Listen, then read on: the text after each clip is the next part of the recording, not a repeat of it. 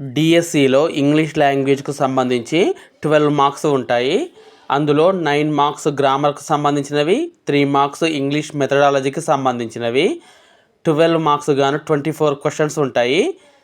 DSC 2025లో అడిగిన 24 English క్వశ్చన్స్ని ఇప్పుడు డిస్కస్ చేద్దాం. Question number 65. Choose the interrogative form of the statement she plays tennis on weekends. ఇవ్వబడిన సెంటెన్స్కు ఇంటరాగేటివ్ ఫామ్ రాయాలి. షీ ప్లేస్ టెన్నిస్ అనేది సింపుల్ ప్రజెంట్ టెన్స్. ఇందులో హెల్పింగ్ వర్బ్ లేదు. Yes or no type interrogative sentence రాయాలి అంటే హెల్పింగ్ వర్బ్ను ముందుకు తీసుకొచ్చి రాయాలి. కానీ ఇందులో హెల్పింగ్ వర్బ్ లేదు.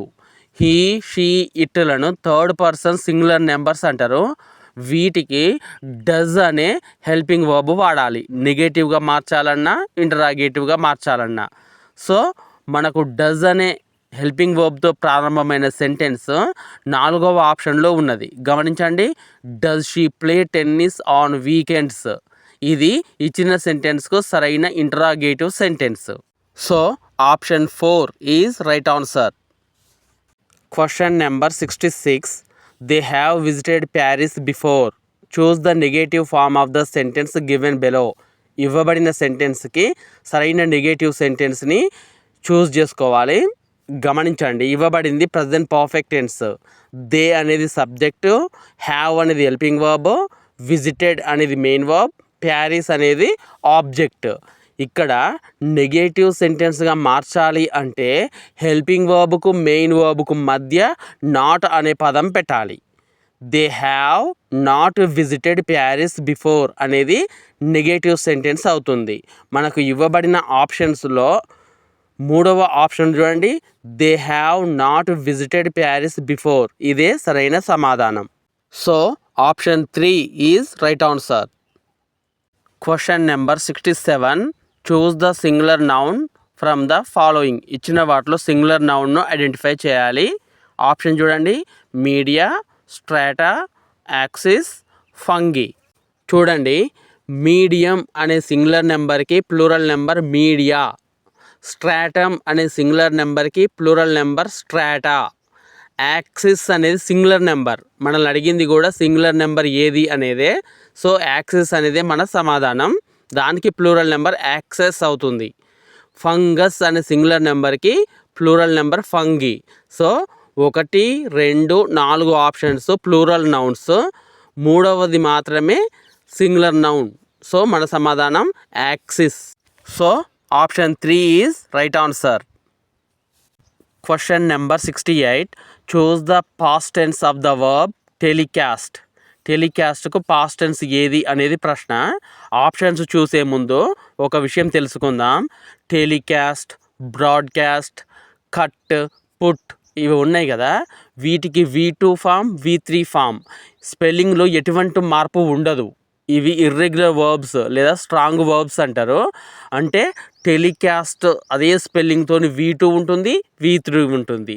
సో మనకి ఇవ్వబడిన ఆప్షన్స్లో చూడండి. 2వ ఆప్షన్లో టెలికాస్ట్ TELECAST ఉంది కదా. ఇదే మన సమాధానం. ఇదే పాస్ట్ టెన్స్. కాబట్టి సరైన సమాధానం option 2. Question number 69. I dash ask to mend that window for 6 weeks. When are you going to do it? గమనించండి. మనకు ఇవ్వబడిన సెంటెన్స్లో ఫర్ 6 వీక్స్ అనేది క్లూ వర్డ్. ఫర్ అనేది పీరియడ్ ఆఫ్ టైంను సూచిస్తుంది. దీన్ని ప్రజెంట్ పర్ఫెక్ట్ కంటిన్యూస్ టెన్స్లో వాడాలి. మనకు ఇచ్చిన ఆప్షన్స్లో ప్రజెంట్ పర్ఫెక్ట్ కంటిన్యూస్ టెన్స్ను ఐడెంటిఫై చేయాలి. ఫస్ట్ ఆప్షన్ చూడండి. హ్యావ్ బీన్ ఆస్క్డ్ అని ఉంది కదా. ఇక్కడ బీన్ పక్కన V3 వచ్చింది. ఇది ప్యాసివ్ వాయిస్, మనకు అవసరం లేదు. హ్యావ్ బీన్ ఆస్కింగ్ యూ ఇది సరైనది. ఇది present perfect continuous tense. Was asking అనేది పాస్ట్ కంటిన్యూస్. యామ్ ఆస్కింగ్ అనేది ప్రజెంట్ కంటిన్యూస్. మన సమాధానం have been asking you. So right answer is option 2. Question number 70. I dash know the result in a week. Choose the option that fits the blank. Question గమనించండి. In a week అని ఉంది కదా. ఇది ఒక specific time in future. So మనం simple future tense వాడాలి. Options గమనించండి. Yam knowing, was knowing, ఈ రెండు ఉన్నాయి కదా, ఇవి ప్రజెంట్ కంటిన్యూస్ మరియు పాస్ట్ కంటిన్యూస్ని తెలియజేస్తాయి. వాస్తవానికి నో అనేది స్టేట్ వర్బ్, కంటిన్యూస్ టెన్స్లో ఉపయోగించకూడదు. ఈ రెండు కూడా ఇన్కరెక్ట్. మూడవది విల్ నో, ఇది సింపుల్ ఫ్యూచర్ని తెలియజేస్తుంది. ఇదే మన సమాధానం. So option 3 is right answer. Question number 71. Harshita aimed dash becoming an air hostess. Choose the preposition that fits the blank. గమనించండి, ఇచ్చిన క్వశ్చన్లో ఎయిమ్డ్ అనే వర్బ్ ఉన్నది. ఎయిమ్డ్ తర్వాత రావాల్సిన ప్రిపోజిషన్ ఎట్. గమనించండి options: by, at, to, in. మన సమాధానం ఎట్. అయితే ఎయిమ్డ్ ప్రక్కన టు కూడా వాడవచ్చు. ఎప్పుడంటే బికమింగ్ అని ఉంది కదా, ఒకవేళ అక్కడ కనుక బికమ్ ఉంటే టు అనేది వాడవలసి వచ్చేది. ఎయిమ్డ్ ఎట్ బికమింగ్ అనాలి, ఎయిమ్డ్ టు బికమ్ అనాలి. బై, ఇన్ అనేవి ఎయిమ్డ్ తర్వాత incorrect usages. So right answer is option 2. Question number 72. We have been here since 4 o'clock. In the above sentence, since indicates. Options గమనించండి. Point of time, period of time, reason, method. మన క్వశ్చన్లో since 4 o'clock అని ఉంది కదా, since అనేది point of టైంను సూచిస్తుంది. పని ఎక్కడ మొదలైందో అక్కడ ఆ టైంను సూచిస్తుంది. ఉదాహరణకు since 2010, since Monday, since 4 o'clock. ఈ విధంగా పని ప్రారంభమైన పాయింట్ను తెలియజేస్తుంది. అందుకే ఇది point of time. Period of టైమ్ను తెలియజేసే preposition for. For 2 weeks, for 3 days అనాలి. ఓకే, పీరియడ్ ఆఫ్ టైంనేమో ఫర్ సూచిస్తుంది, పాయింట్ ఆఫ్ టైంనేమో సిన్స్ సూచిస్తుంది. సో మనకి ఇవ్వబడింది point of time. So option 1 is right answer. Question number 73. Choose the word with a silent G. Options గమనించండి. Glorious, argue, reign, gigantic. మనకి ఇవ్వబడిన ఆప్షన్స్లో మూడవ ఆప్షన్ రెయిన్ అని ఉంది కదా, అందులో మాత్రమే జీ సైలెంట్. మిగిలిన 3 ఆప్షన్స్లో జీ సైలెంట్ కాదు. ఇక్కడ చూడండి, sign, design, foreign, resign, assign, ఇలా చివర్లో జిఎన్ వచ్చినప్పుడు జీ అనేది సైలెంట్ లెటర్ అవుతుంది. సో మన సమాధానం రెయిన్. కాబట్టి సరైన సమాధానం option 3. Question number 74. Choose the word that comes in the 4th place when the following words are arranged in alphabetical order. Alphabetical ఆర్డర్లో అమర్స్తే 4వ పదం ఇది. చూడండి, యాపిల్ అనేది ఫస్ట్ వర్డ్ అవుతుంది, ball second, bat third, bear అనేది 4th వర్డ్ అవుతుంది. సో మన సమాధానం bear. So right answer is option 2. Question number 75. I am on night duty. When you go to dash, I go to dash. Choose the option that fits the blanks in the sentence above. Options గమనించండి. Bed, the work, the bed, the work, bed, work, the bed, work. ఇక్కడ మనం ఒక విషయం తెలుసుకుందాం.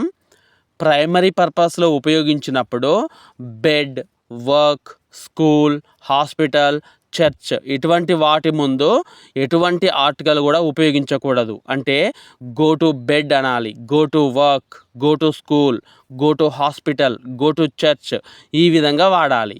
So మన సమాధానం bed, work అని ఉంది కదా, 3వ ఆప్షన్ అది. I am on night duty, when you go to bed, I go to work, ఇది సరైన సెంటెన్స్. ఒకవేళ సెకండరీ పర్పస్లో వాడినప్పుడు, అంటే మా స్నేహితుడైన టీచర్ని కలవడానికి నేను స్కూల్కి వెళ్తున్నాను అనుకోండి, అప్పుడు I am going to the school అనాలి. So option 3 is right answer. Question number 76. Bombay is dash Manchester of India. Choose the article that fits the blank. Options చూడండి. The, a, and no article is needed. ఇక్కడ ఒక ముఖ్య విషయం గమనించండి. బాంబే నగరాన్ని Manchester నగరంతో పోలుస్తున్నాం. Manchester అనేది ఇంగ్లాండ్లో ఉన్న ఒక పెద్ద నగరం. ఓకే, బాంబేని మాంచెస్టర్తో పోలుస్తున్నాం కాబట్టి పోలిక కోసం అంటే కంపారిజన్ కోసం తీసుకొచ్చిన ప్రాపర్ నౌన్ ముందు ద అనే ఆర్టికల్ ఉపయోగించాలి. Bombay is the Manchester of India అనేది సరైన సెంటెన్స్ అవుతుంది. కాళిదాస్ని షేక్స్పియర్తో పోల్చామనుకోండి, Kalidas is the Shakespeare of India అనాలి. అక్కడ షేక్స్పియర్ అనే ప్రాపర్ నౌన్ ముందు ద అనే ఆర్టికల్ వాడతాం. So option 1 is right answer. Question number 77. The poem Wind is written by Subramanya Bharati in Tamil and is translated into English by. తమిళ్లో సుబ్రహ్మణ్య భారతి రచించిన wind పోయంని ఇంగ్లీష్లోకి translate చేసింది ఎవరు? సమాధానం ఏకే రామానుజన్. ఇతడు the great Indian poet. Jean Jacques Rousseau అని ఉంది కదా, ఇతడు Genevan philosopher. Immanuel Kant German philosopher. Friedrich Nietzsche ఇతడు కూడా జర్మన్ ఫిలాసఫర్. మన సమాధానం A K Ramanujan. So right answer is option 3. Question number 78. Which of the following short story is written by Leo Tolstoy? Option చూడండి. The beggar, దీన్ని రచించింది Anton Chekhov. ఇతను Russian writer. 3 questions, దీన్ని రచించింది Leo Tolstoy, Russian writer. The adventures of Toto, దీన్ని రచించింది Ruskin Bond, Indian writer. Kabuliwala రచించింది Rabindranath Tagore, Indian writer. So right answer is option 2. Question number 79. Which of the following is not a typical feature of an editorial? Editorial యొక్క లక్షణం కానిది ఏది? చూడండి. In depth analysis of facts and figures, ఇది సరి అయినదే, ఎడిటోరియల్కి ఉండాల్సిన లక్షణం. Emotional appeal to the readers, ఇది కూడా సరి అయినదే. ఆథరిటేటివ్ టోన్ అంటే voice of the news paper, ఇది కూడా సరి అయినదే. ఎల్లో జర్నలిజం అంటే తప్పుడు వార్తలు రాయడం లేదా పక్షపాత ధోరణితో ఉండి ప్రజల్ని రెచ్చగొట్టే విధంగా, ఆకర్షించే విధంగా వార్తలు రాస్తే దాన్ని ఎల్లో జర్నలిజం అంటారు. ఇది ఎడిటోరియల్ యొక్క లక్షణం కాదు, పైగా ఇది వయోలేషన్ ఆఫ్ ఎడిటోరియల్. సో ఇదే మన సమాధానం. So right answer is option 4. Question number 80.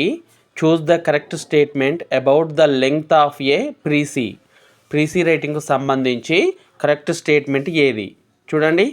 It should be longer than the original text. Precis రైటింగ్లో మనం 1/3 వరకు కుదించి రాస్తాం, ఇది సరి అయినది కాదు.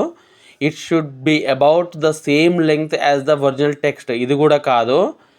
It should be shorter than the original text, ఇది సరి అయినదే. It should vary depending on the reader's preference, ఇది సరైనది కాదు. మూడవది it should be shorter than the original text. Original టెక్స్ట్లో అప్రాక్సిమేట్లీ 1/3 వరకు మనం కుదించి ఇంపార్టెంట్ పాయింట్ రాసేదే ప్రీసీ రైటింగ్. సో ఇదే మన సమాధానం. So option 3 is right answer. Question number 81. In the cognitive domain comprehension refers to. Cognitive డొమైన్లో కాంప్రహెన్షన్ దేన్ని సూచిస్తుంది అనేది ప్రశ్న.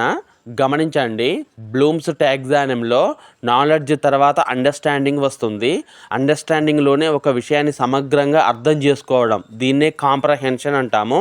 వన్ ఫామ్ నుంచి అనదర్ ఫామ్కి మారుస్తాం మరియు ఒక విషయాన్ని ఇంటర్ప్రిటేషన్ చేస్తాం. ఇది అండర్స్టాండింగ్కి సంబంధించింది. ఆప్షన్స్ గమనించండి. అండర్స్టాండింగ్ ఆఫ్ న్యూ నాలెడ్జ్, ఇదే మన సమాధానం. అప్లికేషన్ ఆఫ్ ప్రిన్సిపల్స్ అంటే మనం నేర్చుకున్న రూల్స్, ప్రిన్సిపల్స్, మెథడ్స్ని న్యూ సిచ్యువేషన్స్లో ఉపయోగిస్తాం. బ్రేకింగ్ డౌన్ ఎలిమెంట్స్ అనేది అనాలిసిస్కు సంబంధించింది, ఇది 4th స్టెప్. ఫార్మింగ్ వాల్యూస్ అనేది ఇది అఫెక్టివ్ డొమైన్కి సంబంధించింది, కాగ్నిటివ్ డొమైన్ కాదు. మన సమాధానం understanding of new knowledge. So right answer is option 1. Question number 82. Choose the type of assessment that the constructivist approach prioritises. Constructivist అప్రోచ్లో లెర్నింగ్ అనేది యాక్టివ్ ప్రాసెస్లో ఉండాలి. చూడండి ఆప్షన్స్. Memorisation test. మెమరైజేషన్ టెస్ట్లో రోట్ లెర్నింగ్, బై హార్ట్ అనేది ఉంటుంది, ఇది కాదు మన సమాధానం. గ్రూప్ డిస్కషన్లో విద్యార్థి యాక్టివ్ పార్టిసిపేషన్ ఉంటుంది మరియు అర్థమైన మరియు ఇతర విషయాలని కూడా గ్రూప్ డిస్కషన్లో చర్చిస్తారు. ఇక్కడ ఎడ్యుకేషన్ అనేది కన్స్ట్రక్టివ్ ప్రాసెస్లో జరుగుతుంది. ఇదే మన సమాధానం. ప్యాసివ్ లిజనింగ్ ఉంది కదా, ఇది లెక్చర్ మెథడ్లో ఉంటుంది. విద్యార్థి ప్యాసివ్గా ఉంటాడు. టీచర్ సెంటర్ టెస్ట్, ఇందులో కూడా టీచర్ అథారిటీ ఉంటుంది. స్టూడెంట్ ప్యాసివ్గానే ఉంటాడు. సో మన సమాధానం group discussions. So option 2 is right answer. Question number 83. Identify the component of reinforcing that involves praising or appreciating students using verbal expressions. పొగడడం ద్వారా, అభినందించడం ద్వారా పునర్బలనం కలిగించే అంశం ఏది క్రింద ఇచ్చిన వాటిలో? చూడండి, పాజిటివ్ వర్బల్ రీఇన్ఫోర్స్మెంట్. వర్బల్ అంటే మాటలు, ఇక్కడ పాజిటివ్ మాటలు శబాష్, బాగుంది, ఇటువంటి మాటలు మాట్లాడడం, అభినందించడం, పొగడడం అనేది పాజిటివ్ వర్బల్ రీఇన్ఫోర్స్మెంట్ అవుతుంది. మన క్వశ్చన్కు సమాధానం ఇదే. నెగిటివ్ వర్బల్ రీఇన్ఫోర్స్మెంట్ అంటే నువ్వు కష్టపడకపోతే ఫెయిల్ అవుతావు, హోంవర్క్ చేయకపోతే ఇక్కడే కూర్చుంటావు, ఇటువంటి మాటలు అనేవి నెగిటివ్ వర్బల్ రీఇన్ఫోర్స్మెంట్ అవుతుంది. మన క్వశ్చన్ అది కాదు. పాజిటివ్ నాన్ వర్బల్ రీఇన్ఫోర్స్మెంట్ అంటే నాన్ వర్బల్, ఇక్కడ మాటలు ఉండవు, సైగలు అంటే భుజం తట్టడం, తల ఊపడం అటువంటివి. టోకెన్ అంటే విద్యార్థులకు పాయింట్స్ ఇవ్వడం, బహుమతులు ఇవ్వడం. సో మన సమాధానం option 1. Question number 84. Identify the technique that involves students rewriting A text using their own words. ఇవ్వబడిన పారాగ్రాఫ్ను విద్యార్థులు వాళ్ళ ఓన్ వర్డ్స్ ఉపయోగించి అర్థం మారకుండా రాస్తే, లేదా ఇతరుల అభిప్రాయాలని విద్యార్థులు వాళ్ళ మాటల్లో చెప్తే దాన్ని, ఆ స్పెసిఫిక్ టెక్నిక్ని పారాఫ్రేజింగ్ అంటారు. మన సమాధానం 2వ ఆప్షన్లో ఉన్నది పారాఫ్రేజింగ్. ట్రాన్స్ఫార్మేషన్ ఆఫ్ సెంటెన్సెస్ అంటే యాక్టివ్ వాయిస్ నుండి ప్యాసివ్ వాయిస్కు మార్చడం, సింపుల్ సెంటెన్స్ నుండి కాంపౌండ్ సెంటెన్స్కు మార్చడం, ఇటువంటివి ట్రాన్స్ఫార్మేషన్ ఆఫ్ సెంటెన్సెస్ అనబడతాయి. సింటాక్స్ అనేది ఒక టెక్నిక్ కాదు, ఇది ఒక grammar rule, arrange of words. Skimming అనేది ఒక speed reading technique.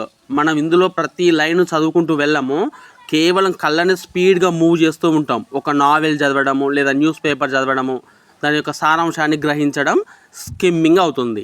So right answer is option 2. Question number 85. Choose the incorrect statement about speaking strategies. Speaking స్ట్రాటజీకి సంబంధించి ఇన్కరెక్ట్ ఆప్షన్ ఏది? చూడండి, they help learners manage communication situations. ఇది speaking strategy యొక్క లక్షణమే. They are irrelevant for beginners. ఇది సరైనది కాదు, ఎందుకంటే బిగినర్స్కి సంబంధించినది అవసరం లేదంటున్నారు, కానీ ప్రారంభ దశలో ఉన్నవారికే మాట్లాడే వ్యూహాలు ఎక్కువ అవసరం. సో మన ప్రశ్నకు సమాధానం ఇదే. They aid fluency and naturalness. ఇది సరి అయినదే. They add emotions to speech. 1, 3, 4 speaking స్ట్రాటజీకి సంబంధించినవి. 2వ option they are irrelevant for beginners అనేదే ఇన్కరెక్ట్ ఆప్షన్. కాబట్టి సరైన సమాధానం option 2. Question number 86. Choose the primary goal of peer to peer teaching. Peer to peer teaching యొక్క ప్రధాన ఉద్దేశం ఏది? ఆప్షన్స్ గమనించండి. To create competition among students. ఇది ఇన్కరెక్ట్ సెంటెన్స్. ఎందుకంటే పీర్ టు పీర్ టీచింగ్లో విద్యార్థులకు ఒకరి మీద ఒకరికి పోటీ కల్పించడం, ఒకరి మీద ఒకరు గెలవడం, ఓడడం కాదు, వాళ్ళు ఒకరికొకరు సహాయ సహకారాలు అందించుకుంటూ ముందుకు సాగడం. సో ఇది incorrect. To replace traditional class room teaching methods. ఇది కూడా incorrect. Peer to peer teaching అనేది ఉపాధ్యాయునికి ఒక సప్లిమెంట్గా ఉపయోగపడుతుంది, సహకారం అందించేదిగా ఉపయోగపడుతుంది, అంతేగాని క్లాస్ రూమ్ టీచింగ్ని లేదా ఉపాధ్యాయుని రిప్లేస్ చేసే విధంగా ఉండదు. ఇది సరైనది కాదు. To foster collaboration and learning. ఇది సరి అయినది. కొలాబరేషన్ అంటే సహకారం అందించుకోవడం, లెర్నింగ్ అంటే నేర్చుకోవడం. పీర్ టు పీర్ టీచింగ్లో విద్యార్థులు ఒకరికొకరు సహాయ సహకారాలు అందించుకుంటూ నేర్చుకుంటారు. ఇది సరి అయినది. To segregate high achieving students from the rest. అంటే ప్రతిభావంతుల్ని మిగిలిన వారి నుంచి వేరు చేయడం. ఇది కూడా ఇన్కరెక్ట్. ప్రతిభ కలిగిన విద్యార్థులు మరియు వెనుకబడిన విద్యార్థులు కలిసి నేర్చుకోవడం వల్ల వెనుకబడిన విద్యార్థులు కూడా నేర్చుకునే అవకాశం ఉంటుంది. So right answer is option 3. Question number 87. The main objective of instructional planning is. Instructional planning యొక్క ముఖ్య ఉద్దేశం ఏది? గమనించండి, ఇన్స్ట్రక్షనల్ ప్లానింగ్ అంటే బోధనా ప్రణాళిక. చూడండి, ఇగ్నోరింగ్ లర్నర్స్ నీడ్స్, ఇది ఇన్కరెక్ట్. అభ్యాసకుల యొక్క అవసరాలకు తగినదిగా ఇన్స్ట్రక్షనల్ ప్లానింగ్ ఉండాలి. రెండవ ఆప్షన్ డెవలపింగ్ ఏ యూనిట్ ప్లాన్, ఇది ఇన్స్ట్రక్షనల్ ప్లానింగ్లో ఒక భాగం, కానీ అదే మెయిన్ ఆబ్జెక్టివ్ కాదు. మూడవది identifying desired outcomes of learning, ఇది సరి అయినది. ఉపాధ్యాయుడు పాఠం చెప్పినాక విద్యార్థికి ఏమి రావాలి, అతడు ఏం నేర్చుకోవాలి ఆ పాఠం ద్వారా, అవుట్కమ్స్ అనేవి ముందే నిర్ణయించుకుంటాడు, ఇది సరైన option. Establishing connection with learners, ఇది క్లాస్ రూమ్ మేనేజ్మెంట్లో ఒక ముఖ్య భాగం, ఇది ఇన్స్ట్రక్షనల్ ప్లానింగ్లో భాగం కాదు. కాబట్టి సరైన సమాధానం option 3. Question number 88. Select the incorrect statement about the global influence of the English language.